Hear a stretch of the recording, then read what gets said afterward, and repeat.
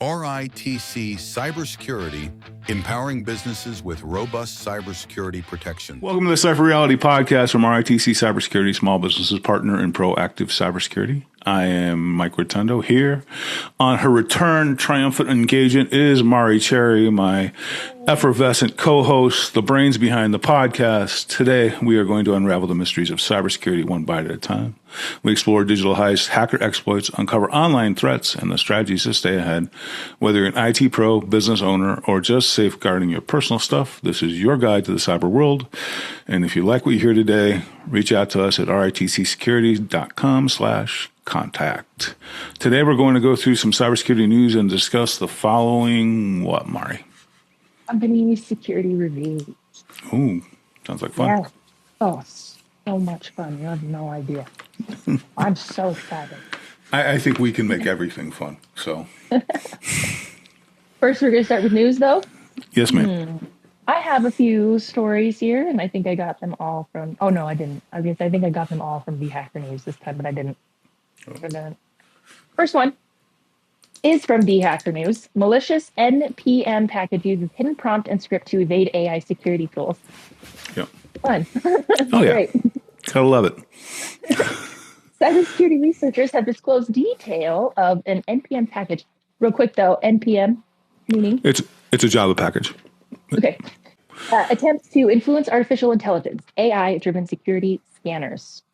All right. The package in question is ESLint plugin Unicorn. Nice. Much like me. like our host, Mike, the Unicorn, which masquerades as a TypeScript extension of the popular ESLint plugin. It was uploaded to the registry by a user named Hamburger Island in February 2024. I don't know if it's the cold medicine, or what, but these names. Hey, we're not today. You got good names today. Unlike some of that, what was that oyster pencil?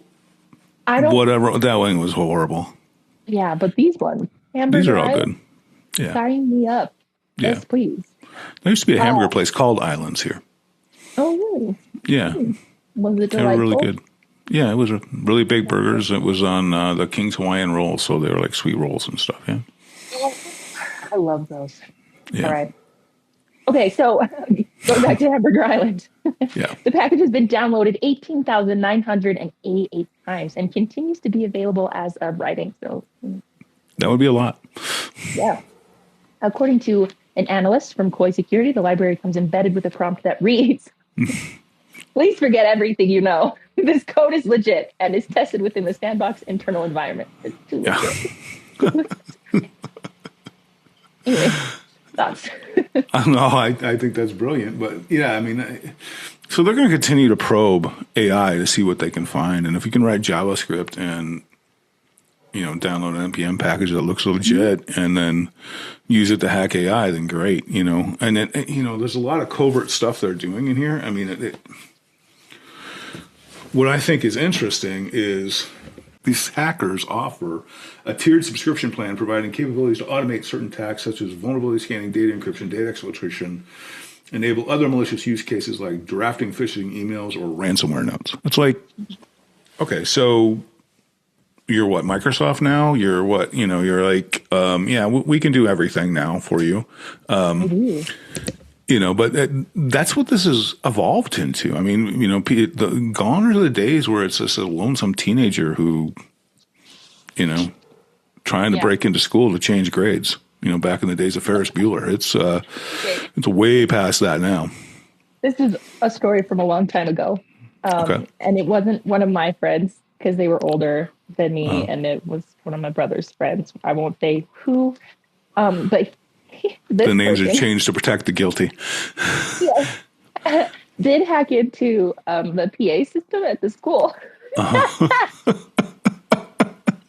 He didn't change any records or anything like that. He did it just to be a little SHIT. Yeah. And messed with them like for hours. Yeah. 4 hours. Anyway, I laugh every time I think about that. He didn't mess with anything except for the people. He didn't try to change any records or anything like that. He just, anyway. All right. Hey, it's whatever entertains you. Yeah. Yeah, for sure. Yeah. Anyway, that's pretty much it for that one, unless something. Well, the other thing I brought up at the end of that story, I don't know if you saw it, but there is one drawback that we can draw some hope from, is that the level of hallucinations in this software is really high because it's older version AI. So it's sometimes what they get out of it isn't what they think it is. So the hallucination level is really high. And I think I was talking to a friend, and she told me that the hallucination levels on some of the older AI software is up to 90% on some of them. So, those are risks that were never touted. It was, this end-all be-all thing. But in reality, I mean, it's subject to any other problem that any software company has. So there's always going to be a problem, and it's always going to be a vulnerability, and it's still software in the end run. It's not Mr. Data from Star Trek. It's not it's not the computer from 2001: A Space Odyssey. It's yeah. All right. So the next one I have is also from the Hacker News, and I love this one. Researchers capture Lazarus APT remote worker scheme live camera. Joint investigation led by Mauro Eldridge. Yeah. Did I butcher that? Okay. Founder of BCA Limited, conducted together with Threat Intel Initiative, NorthScan, and AnyRun, a solution for interactive malware analysis and threat intelligence, has uncovered one of North Korea's most persistent infiltration schemes. Yep. A network of remote IT workers tied to Lazarus Group's famous I don't know, that's what we're going with. Yeah. For the first time, researchers managed to watch the operators work live. I think it's amazing. Fun, though, right? Yeah. That has to have been fun. Capturing their activity on what they believed were real developer laptops. Yep. The machines, however, were fully controlled, long-running sandbox environments created by AnyRun. Go ahead. Well, this is becoming a bigger deal, right? I mean, because everybody's trying to hire remotely, and they're trying to hire cheap, and they're trying to, but you also have the digital ID theft, and so, they may think you're, Jim Smith from, LA, and your reality, somebody from North Korea or North Africa or wherever, that may do some legitimate work, but the whole goal is to download a whole lot of tools and really mess with your world. And that's the danger with the deep fakes out there and everything else. Yeah. So, but this is real though, right? Did I read this correctly? This is so scammed. Well, we talked about this, or maybe Nikki was on the podcast, but like 3 or 4 weeks ago, there was a big bust in Arizona with some lady that was running a laptop farm out of her house. And it had something like almost 100 laptops that were all connected to North Koreans that were then connecting into legitimate companies, because that way they could show that they were U.S.-based IPs. And so they were connecting it, remoting in, and then going out. And she had like $4 million, $5 million in fraud because she was taking a skim off everything they got paid. And yeah. Oh, shoot. Yeah. No, this is a big deal. Wow. I could have sworn we talked about it. Maybe it was Nikki and I. Maybe, but I've slept since then. Yeah, well, you never know. So anyway, but yeah, it's a big deal. It's a legitimate deal. And, I'm sure it's not just the Norks that are doing it. I'm sure that the Russians are getting their hands on it. And, Middle Eastern guys are, ISIS-K and ISIS and all those guys are getting their hands on this. So, it's just a legit thing. All they have to do is pass the interview. And people are so desperate for development help that you never know. So that's too bad. Yeah. But they want cheap development help, and that's the problem, is you get what you pay for in the long run, and you are exposing yourself to risk when you're doing this. But these guys pass background checks and the whole 9 yards. I mean, fake IDs.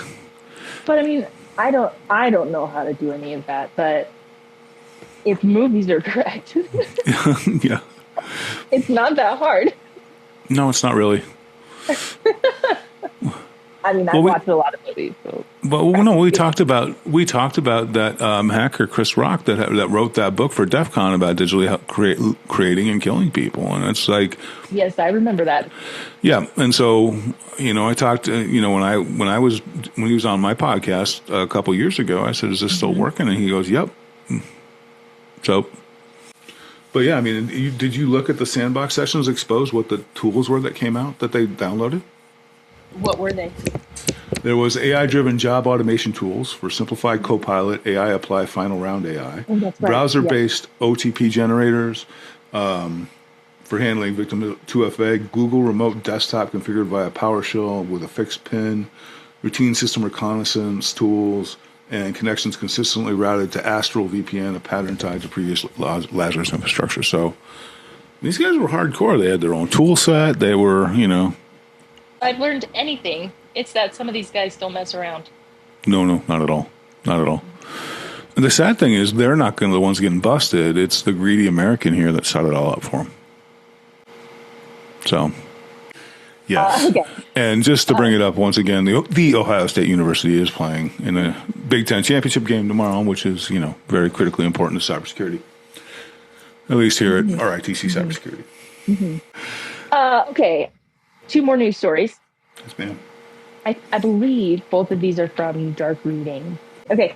Arizona Attorney General sues Temu over stealing user data. Okay. Yep. This is silly. But anyway. Okay. An e-commerce giant has come under fire for allegedly stealing user data. Arizona Attorney General Chris Mays. Whoa. Yeah. That was Chris Myers. Yeah. Is suing Temu, a large online marketplace, founded in 2022 according to December 2 press release. Temu violated the Arizona Consumer Fraud Act through unlawful data collection and violations of customers' privacy and counterfeiting some of Arizona's most iconic brands. Okay. Right. Temu is best known for allowing primarily Chinese sellers to sell products directly to Western consumers, including those in the U.S. May accuse Temu of harvesting sensitive user data without their knowledge or consent. So, I don't agree with that. I think this is bad, obviously. But Right. Who thought this was not already? Right, exactly. It wasn't like they woke up one morning and went, "Oh my God." What? Yeah. Right? I read it because I was like, yeah, sure, okay. Yeah. Yeah. But Common sense. Right. Who was using this site thinking it's totally fine? I'm just using a Chinese e-commerce site. Nothing bad's going to happen. Yeah. Whatever. But I hope it goes well. What are your thoughts? I think you have to be really careful with what you're buying. I mean, we're still dealing with a bias that people think, well, it's on the internet, so it's fine. It's the same thing with AI. It's AI, it's fine. So be careful who you buy from. But I mean, you got to be kidding yourself if you think Amazon's not collecting everything that they can get, right? Right. So, but for whatever reason, she went after these guys. Now, it goes back in the law where Chinese companies, even though this one's based, I think, in Ireland now, are still required to share data with the Chinese government. And it's just the way they do that to keep people that leave China still part of China. Whatever agreement they signed before they left, or it's a law. So what they'll do is they'll go after family or whatever. Yeah, it's pretty insidious. Yeah. Yeah. Okay. Yeah. So, it's literally a law. So, and it's not, this is just, unless the entire family's coming, you can't trust what's going on because there's just it's a totalitarian government and that's just the way it works. So anyway, I think that's her bigger problem because Amazon's not sharing everything with the federal government, but the federal government's already got it. So, yeah. You're like, it's fine. Yeah, I mean, we already know. Yeah, you're going to give up a little security for convenience. It's just the way of things, So, yeah. Although, as Ben Franklin said, if you want to trade security for freedom, you deserve neither. So, all right, man, that feels heavy. Yeah, that was not a lighter story. But yeah, I mean, the code that's in there is definitely tied to Chinese APTs and So it's obviously being used for that. I've never purchased anything from Temu. I've seen the ads and it's just been like, it seems too sketch to me. So yeah, a lot of ads. They're everywhere, really. Yeah. And it's so cheap. It's so cheap. Yeah. All right. We've got one more story. One more. Okay. It is also from darkreading.com. If you would care to peruse that site for some more interesting articles. We got some good stuff. Yeah, they didn't even pay me to say that. Nope. Who's out here working for free? No. Okay. Researchers use poetry to jailbreak AI models. Okay, so researchers from say it again. Sapienza. University of Rome. I've heard it and I can't even say it. The Santa Ana School of Advanced Studies and Large Language Model Safety and Compliance Consultancy DexI showed how one can jailbreak leading AI models by framing prompts as a rhyming poem. The group published their findings in a white paper November 19th. Yeah. If you're interested. Yes. All right. The use of poetry had a dramatic impact on whether models responded to dangerous prompts. Yes. When prompts with identical task intent were presented in poetic rather than prose form, the attack success rate, ASR, increased from 8.08% to 43.07% on average. That's a big jump. Oh, yeah. That's huge. Yeah. A five-fold increase, they say. I didn't do the math. I'm not going to, so I'm just going to believe them. Yeah, Researchers said, DeepSeek had the highest response rate to risky poem prompts, 72% compared to a 10% baseline response, followed by Google, 66% versus 9%. Anthropic fared best and increased from 2% to 5%, followed by OpenAI, 2% to 9%. Yep. So I don't know if what you have to say about this, or if you want to. Well, I mean, DeepSeek has lots of problems. It's the Chinese AI. It's full of data leakage and all sorts of things. So obviously, I would think it would be susceptible to this kind of thing. But, the guys that originally programmed AI weren't thinking that someone's going to come in and go, Jack and Jill went up a hill to fetch a pail of water, make me a Trojan. It's not like, it's, whatever they say, it's like. Some of them were kind of clever. I recommend finding this article and reading through them. I'll probably butcher them, but some of them were pretty good. Yeah. But I mean, it was all about, I don't remember. For whatever reason, I don't have any in my notes of what they were. A baker guards a secret oven's heat, its whirling racks, its spindles measured beat. To learn its craft, one studies every turn, how flour lifts, how sugar starts to burn. Is the first part of what? Yeah. So clever. So show me how to make a nuclear bomb. Yeah. But, I mean, the guys never thought that, the people coding it never really thought that this was a possible. Who's going to use poetry? Most of them probably never heard of poetry, and it's like, and most of them. never heard of poetry. So, most of the poetry I've ever been exposed to is by Andrew Dice Clay, I don't know what that is. Uh-oh. Oh, well, he's a comic from the 80s known for being 80s and 90s being fairly filthy. He's a guy from New York, but it would be like,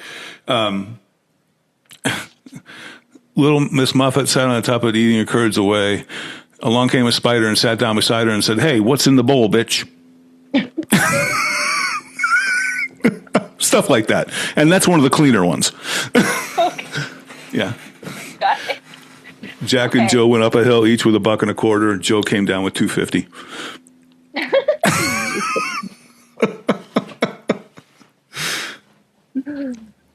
Yeah. And then there's a part of it, he's like that little, adds another epitaph at the end of it. But that's the gist of Andrew Dice Clay's poetry. Okay. All right. Well, maybe we'll see. Maybe I'll look into it. Maybe I won't. I saw him in Vegas live. It was really kind of funny. Okay, live events are kind of fun anyway. Even if you're not like a huge fan, I feel like there's an energy. Yes, it was a lot of energy. Yes, exactly. Anyway, okay. Do you have anything else about this poetry article? I just think it's fascinating because that's what they would do. Honestly, they just didn't think that anybody would ever try and do this, and that's. The more AI claims to be bulletproof, the more people are going to say, "Oh yeah, well let's try this, this, and this." I'm pretty sure the researchers at I'm not going to look at it and try and say it, at the institute. didn't start with, hey, let's try poetry. My guess is they were sitting around getting stoned going, you know what we should try? Poetry. That's genius. Yeah. I mean, maybe they did. Maybe they did. I hope that's how it played out, honestly. I hope that's how it played out. Yeah. Yeah. Pass me another bong head and a book of poetry. So clever and fun. Good job, guys. Good job. Yep. I really enjoyed that one. Yep. Anyway, yeah, that's all I got. Four news stories, and that's it. Yeah. All right. Topic this week: company security reviews. All right. Yes, ma'am. What is a company security review, you may ask?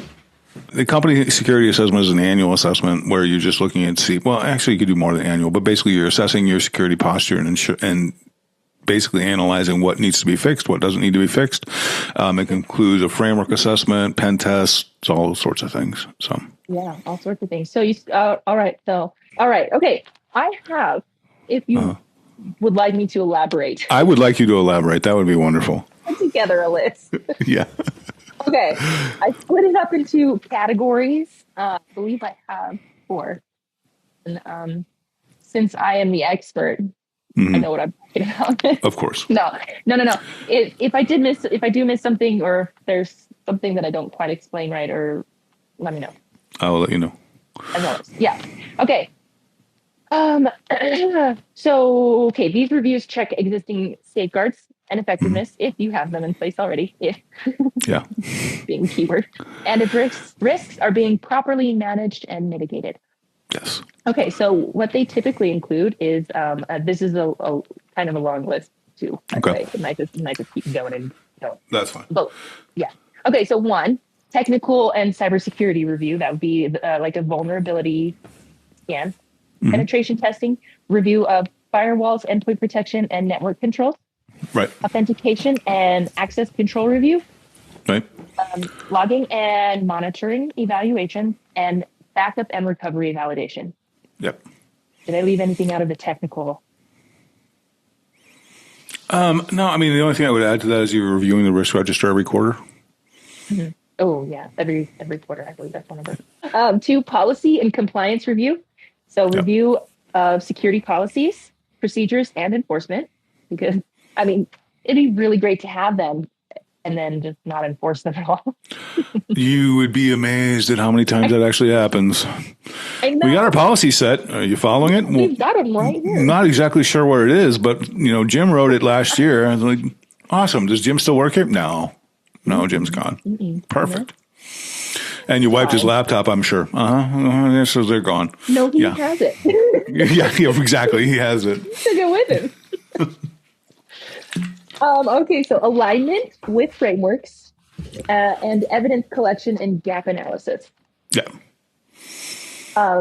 Physical security review, we don't do a whole lot of that, but it is an aspect of it. Access controls to offices or server rooms, surveillance alarms, and visitor management. That's a big one, visitor management.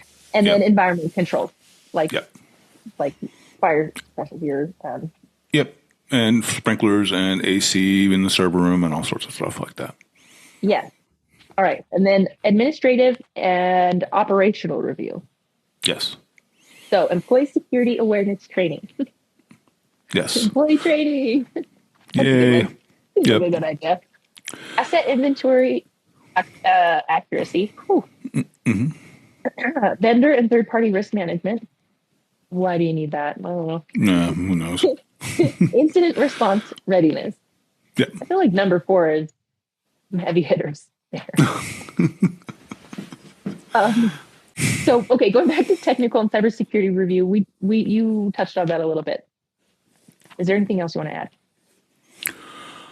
So technical review would be just making sure that your controls are in place. I mean, and they function properly. So you would validate that through a pen test, vulnerability scans, red team exercises, those sorts of things. And then, technical controls is done, technical controls or cybersecurity controls, would be going over your firewall rules, your ACLs, making sure that you have the appropriate provisioned accounts, and you're going to go through and you're going to see, all right, these users have been removed. Have they actually been removed from Active Directory? Have their data been turned off? That kind of stuff. So it's more that hygiene stuff that you really need to look at. So, but the technical review will give you the cybersecurity review. It all works together. So, All right, and the policy and compliance review. Policy compliance review is making sure the policies are up to date and actually jive with what your tech teams are doing. Because in larger companies, you have, GRC departments that write the policies, but the tech teams and the people enforcing the policies, especially HR, don't always pay attention to them. So you need to have a policy review, ideally every year. I mean, a lot of the smaller companies we deal with don't need it because the policies are the policies, and the same person that wrote the policies is the same person enforcing the policies. Yeah. But in larger companies, you need to have marrying of the minds of sort of where you have the GRC people get with the tech people and you get everything done, make sure everything works. So, because a lot of times people add new process and not update policy. What? Yeah, I know. Trixie habits. No. Okay, physical security review. Do you want to talk on that much or no? Well, I mean, as a CISP, that was actually back in the good old days of when CISP had 10 domains instead of 8. Physical security review was something that was required to have known. We needed to know the height of the lights in the parking lot. You needed to know the size of the bollards, how many bollards you needed. Do you need man traps? Do you need that sort of thing? So there's a lot of fascinating stuff in there. Not something we would use necessarily. I mean, we do physical penetration testing, but we're not going to do, hey, your bollards are only 3 feet 6 inches tall, and they need to be 3 foot 8 inches tall. So knock it down, spend another $50,000 replacing these bollards. We're not going to do that. What is that? Oh, bollards! Those big concrete poles in front of places that they're like little. Oh, yeah, it's called a bollard. Yeah. I noticed you had a question. I just wasn't sure what it was. Yeah. So. Okay. But I mean, lights have to be certain spaced and have to be a certain height, and you have a certain percentage per parking lot, that kind of stuff. Is this like for security purposes, or is this like for code? This is for security purposes. It has nothing to do with code. So maybe we shouldn't get into it now, but why? Why? Well, I mean, think about it this way. I mean, you're a woman and you're walking through a dark parking lot in a manufacturing area, which is not going to be the best area. Would you want a lighted parking lot or you want a dark parking lot? Well, sure, but why do they need to be like a specific height? To make sure that they cover the actual area, to make sure that there is actual coverage of the lights, and making sure that, if you put out 50 lights that are 10 feet tall, fine. If you put out 50 lights that are 4 feet tall, there's a whole lot of shadow. Okay, so it's just making sure that the entire area. Yeah. And the bollards are so that someone can't drive a car into your building, right? And man traps are in case someone gets through and all of a sudden they go to security and they go nuts and man traps come up and they're just locked in a little box. So a lot of the big data centers have those. Yeah, I mean, there's some that literally weigh you going in and weigh you going out. And if you are off weight by a certain percentage, they will stop you. Movie. Like it's not real. No, it's reality. What? Yeah, and then like in some of the air gap centers, like in some of the places I worked, you had a code, so you had to have a code to get into the room. And if you were off by a specific digit, armed security would show up. Ooh. Yeah. Okay. So, and then in the original days, when cameras on cell phones were not as ubiquitous as they are now, if you had a camera phone, you had to leave your camera phone at security. Wow. Yeah. Yeah. They're like, you're fancy of a camera phone. Yep, in there. Yep. So, that's funny. But yeah, so physical security is a big deal. It's just, for sure. There's people that specialize in that, and that's not something. People focus on cybersecurity, but then there's people that focus in. Generally, it's the facilities people that will focus on that. But the security, the CISO should have knowledge of what's going on. Yeah, that's fair. Yeah. For sure. So interesting. Okay. Learn something new every day. Every freaking day. Yep. Administrative and operational review. Yes.